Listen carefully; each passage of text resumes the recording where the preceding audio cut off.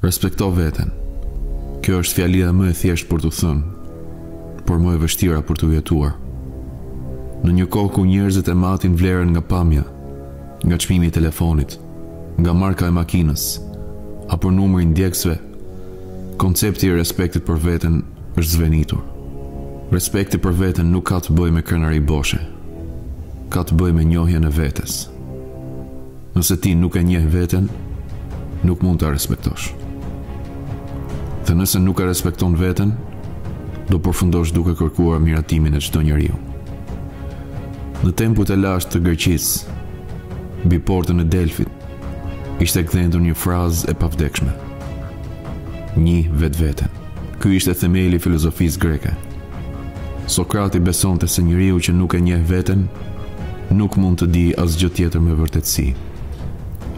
Aristoteli e quante vetnjohjen rrugën drejt virtytit, sepse vetëm ai që e njeh veten mund ta kontrollojë atë dhe të zgjedhë rrugën e drejtë. Vetnjohja nuk është luks intelektual, është kushti i parë i moralit. Njeriu që nuk e di kush është, nuk di as çfarë kërkon, as pse jeton. Dhe një njeri që nuk e njeh veten, është si një anije pa busull. Shkon andej nga t'i thonë të tjerët. Njeriu është krijesë e nderuar nga Zoti. Kjo do të thotë se ti je i nderuar që në lindje. Nuk ke nevojë për miratimin e të tjerëve që të kesh vlerë. Vlera jote nuk varet nga njerëzit, por nga Zoti që të krijoi. Muhamedi, paqja qoftë mbi të, ka thënë: mos e përçmo veten, sepse Zoti nuk shikon pasurinë apo pamjen, por shikon veprat dhe zemrën. Kjo thënie ka thelbin e vetë respektit. Nëse e di që Zoti të sheh për atë që je, jo për çfarë ke, ti nuk i përulesh askujt përveç tij, e nuk përpiqesh ti pëlqesh ndokujt tjetër përveç tij. Ky është dinjiteti vërtet. Respekti për veten fillon me ndershmëri, me të mos e tradhtuar ndërgjegjen tënde për asnjë përfitim, me të mos pranuar poshtërimin si mënyrë për të ecur përpara. Muhamedi, paqja qoftë mbi të, jetoi me përullësi, por asnjëherë pa dinjitet. Ai e trajtonte tjetrin me respekt, sepse respektonte veten. Njohja e vetes është udhëtim, jo slogan. Të njohësh veten nuk do të thotë të shihesh në pasqyrë, por të shohësh brenda vetes.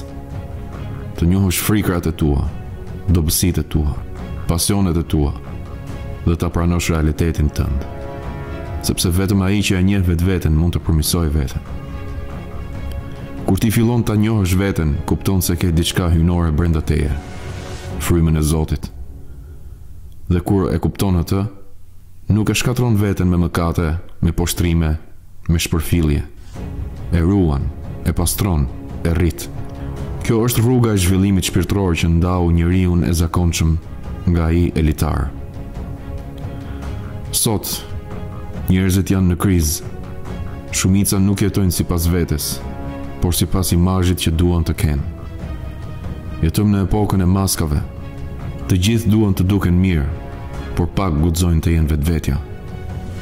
Dhe kështu humbasin respektin për veten, sepse e sakrifikojnë identitetin për pranimin e publikut. Vetrespekti nuk lind nga të dukurit perfekt, por nga të qenit i vërtet. Mos e ul veten që të ngresh të tjerët. Mos e shit karakterin për rehatin. Mos e poshtro shpirtin për kënaqësinë e momentit. Sokrati do të thoshte: më mirë të pësoj padrejtësi se sa të bëj padrejtësi. Dhe profeti Muhammed do të thoshte: nuk është i fortë ai që fiton në përleshje, por ai që kontrollon veten. Të dy thonë të njëjtën gjë në rrugë të ndryshme. Respekti për veten është kontroll mbi veten. Kush nuk kontrollon veten, nuk mund as ta udhëheq veten. Mendimtari i madh Aliu ka thënë: ai që e njeh vlerën e vetes, nuk e poshtron shpirtin e tij.